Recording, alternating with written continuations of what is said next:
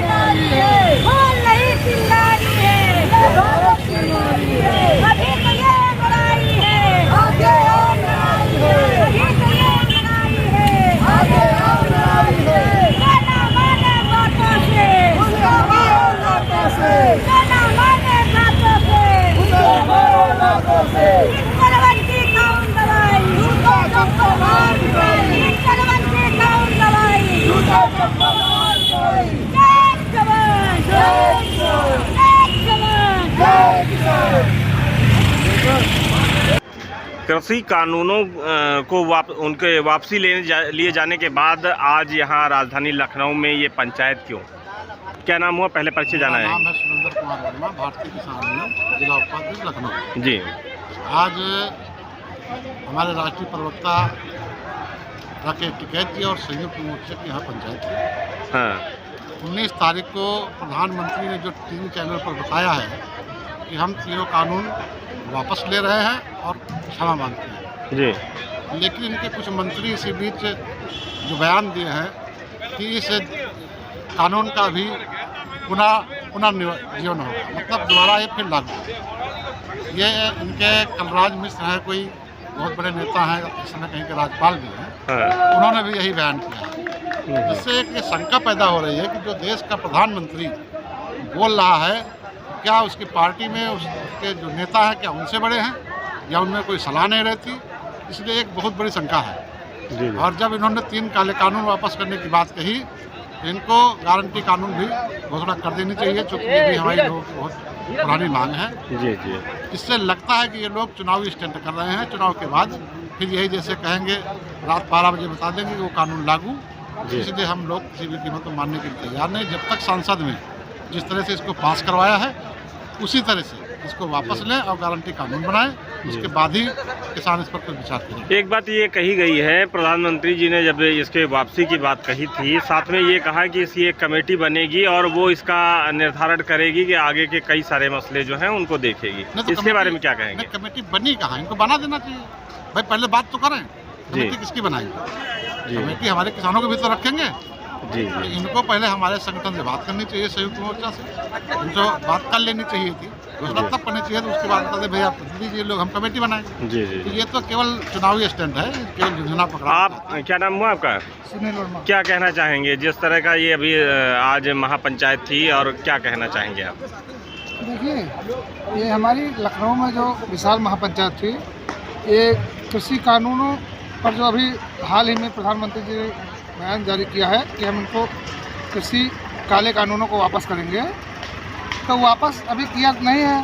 फिलहाल इन्हें वापस कर लेना चाहिए था बहुत पहले। अगर वापस कर लेते तो आज ये स्थिति पैदा ना होती, और आगे चल के अगर ये मान लीजिए इस महीने के अंतिम तक कहा है कि संवैधानिक प्रक्रिया पूरी करेंगे, अगर इसको पूरा करते हैं उसके बाद में MSP पर कानून बनाएं, और बिजली की समस्या, बिजली मूल्य वृद्धि की समस्या, गन्ना भुगतान की समस्या और स्वामीनाथन आयोग की रिपोर्ट सिफारिशें लागू करें, और तमाम किसान समस्याएं हैं जिन पर इन्हें गंभीरता से लेना चाहिए और किसान संगठनों से बैठकर बातचीत करना चाहिए। और जो हमारे अभी लखीमपुर खीरी में ये कांड हुआ है, इनको जेल भेजना चाहिए। अजय मिश्रा टेनी, इनको बर्खास्त करना चाहिए और इनको जेल भेजना चाहिए। बाबा जी से हमने रिक्वेस्ट की थी, विनती की थी बहुत बड़ी संख्या में लखनऊ में किसान आ रहे हैं, तो आप यहाँ भी लंगरों की व्यवस्था जरूर करें। लंगर पाने की तो बाबा जी ने हमारे विनती को माना। बाबा निर्मल सिंह जी सुबह से ही लंगरों की व्यवस्था रात से ही चल रही है। सभी महापुरुषों का धन्यवाद करते हैं, सभी किसान भाइयों को धन्यवाद, बहुत बहुत धन्यवाद साथियों। धन्यवाद। दुनिया में कहीं इतना बड़ा आंदोलन इतने 1 साल तक कभी किसी समाज का नहीं चला और आप सब इसके लिए बधाई के पात्र हैं। मैं इस बात के लिए बधाई देना चाहता हूं अपने संगठन अखिल भारतीय किसान सभा की तरफ से, संयुक्त किसान मोर्चा की तरफ से, कि हमारे गुरुद्वारों के साथियों, मेरा 2-3 बात आप सबसे कहना है।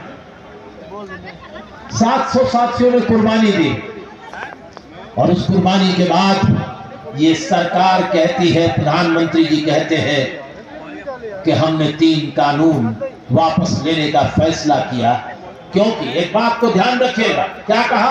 क्योंकि हम जनता में अपनी बात, किसानों को अपनी बात समझा नहीं सके। एक भाजपा और आरएसएस के नेता जो इस वक्त एक संवैधानिक पद पर है, जो केंद्र में मंत्रिमंडल में भी थे, अभी राजस्थान के गवर्नर हैं, श्री कलराज मिश्र जी ने कहा कि ये 3 कानून जो वापस हुए हैं, ये इसलिए प्रधानमंत्री ने वापस किए कि वो देशवासियों को समझा नहीं सके, किसानों को समझा नहीं सके। संसद के पास और सरकार के पास ये पूरा अधिकार है, पूरी सोच समझ के बाद वो फिर नया कानून ला सकते हैं। खेल खेल रही है और हम भी कहना चाहते हैं कि जुल्म आपका बर्दाश्त किया है। 700 साथियों ने कुर्बानी दी है, जिसमें अधिकांश पंजाब के हैं और हरियाणा के हैं। उनकी कुर्बानी को देश के किसान, देश के संघर्षरत मजदूर कभी भूलेंगे नहीं। उस कुर्बानी को अपनी याद में रख करके इस संघर्ष को और तेज करेंगे। लोग कहते हैं अब आगे का क्या कार्यक्रम है।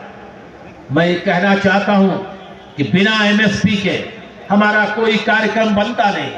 हमने तभी कानून वापस किए जो खेती का कंपनीकरण चाहते थे, लेकिन अभी किसान की जेब में कुछ आया नहीं है। लागत दर बढ़ती जा रही है, बिजली के दाम, डीजल के दाम बढ़ते जा रहे हैं और हमें मजबूरी में खेती किसानी करनी पड़ रही है। न्यूनतम समर्थन मूल्य का तय करने का जो सीएससीपी का आंकड़ा है, वो भी जमीन पर आधारित नहीं है, हवाई है। इसलिए न्यूनतम समर्थन मूल्य के लिए जो एमएसपी मिली है वो भी नाकाफी है। अब तो किसानों को न्यूनतम समर्थन मूल्य नहीं चाहिए, बढ़ती हुई लागत दर के बुनियाद पर अब किसानों को अपने उत्पादन का लाभकारी मूल्य चाहिए। हम खेती का कंपनीकरण नहीं होने देंगे। अपने बाप दादाओं की जमीन जिस पर उनकी खाक पड़ी हुई है, उसे किसी बड़े पूंजीपति, कॉर्पोरेट घराने और क्रोनी कैपिटलिज्म के हाथ गिरवी नहीं रखने देंगे। ये फैसला हमारा है, ये आप जान लीजिए। नरेंद्र मोदी जी आपके बेटे थे, वो भी तो किसी के बाप थे, किसी के भाई थे। आपने उनके घरों की खुशियां को हमेशा के लिए आपके मंत्रिमंडल के मंत्री ने छीन लिया है, कुचल कर गाड़ी से मार दिया है। हम हिंसा में विश्वास नहीं रखते। आने वाले चुनाव में मतदान की हिंसा से, मतदान के वोटों से आपकी सरकार को कुचल करके फेंक देंगे। ये हमारा ऐलान है, ये हमारा ऐलान है, यही हमारा संघर्ष है, यही हमारी नीति है। बदलाव, अगर बदलाव होगा सरकारों का, तो फिर अगली सरकार जो भी आएगी वो हमारे हितों के खिलाफ काम नहीं कर पाएगी। कि अभी तो ये लखनऊ में, राजधानी उत्तर प्रदेश में, जहां चुनाव है फरवरी मार्च में, करनी चाहिए हमें कहां जानते हैं? बनारस में प्रधानमंत्री के संसदीय क्षेत्र में लाखों की संख्या में इकट्ठा करके उस बनारस को गंगा के किनारे भगवान शंकर के काशी के समय उठा लेना चाहिए कि अब उत्तर प्रदेश में और देश में जालिमों की हुकूमत नहीं रहेगी, अब जुल्म नहीं रहेगा। इसलिए ये कहते हैं मोदी जी, हम ये कहना चाहते हैं कि ये हमारे मुल्क में जो आपने साजिशों का राज बिछा रखा है, इसके खिलाफ मजदूर खड़े हैं, किसान खड़े हैं।